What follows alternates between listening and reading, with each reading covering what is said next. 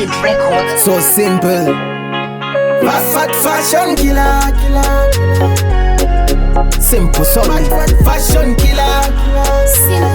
One for your boss. Check a boots, check a shirt, check a watch, ne bracelet, check a jean, ne necklace. Patronas in the mindi no upper stress. One on this even the fashion killer. Mas ni no killer.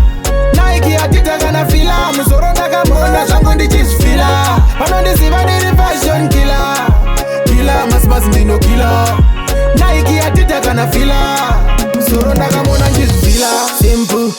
Ndini zvangu kastep kewachi so ndichizvida zvangu nyangwe akati bhutsu yangu yadhibhaza ndimuteerere ndini ndovharisa geto rangu bamunimi zvekusaizwa handidi zvangu mapesendeji kuwawa kwete pabhutsu yangu ndirimo mufilipi plain ndini ndinova papain mbiri ndeyekunanganisa pazvinhu zvangu vanondiziva ndiri fashion killer mas ndino killer Nike atita kana fila muzoro ndakabonda zvangu ndichizvifila vanondiziva ndiri fashion killer mas ndino killer Nike atita kana fila musoro ndakamona ndizvifila Ghetto boy rine swaga tripping ndiri mufeki Balenciaga aimbecheswe nematsaga tiripire paghetto rinotora mahwaga ndiri muguchi by Bottega iri style nderangu ndega mukandiona mongondirega ende hapana wandinobeka vanondiziva ndiri fashion killer mas ndino killer Nike atita kana fila musoro ndakamona zvangu ndichizvifila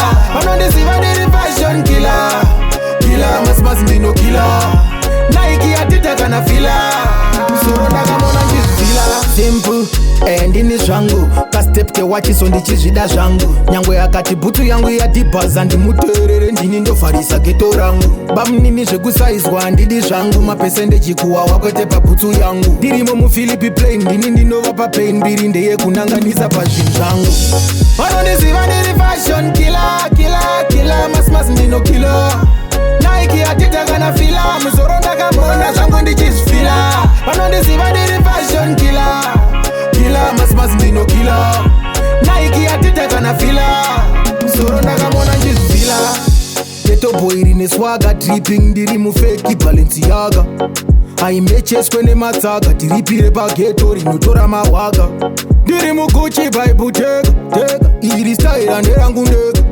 mukandiona mongondirega ende hapana wandinobeka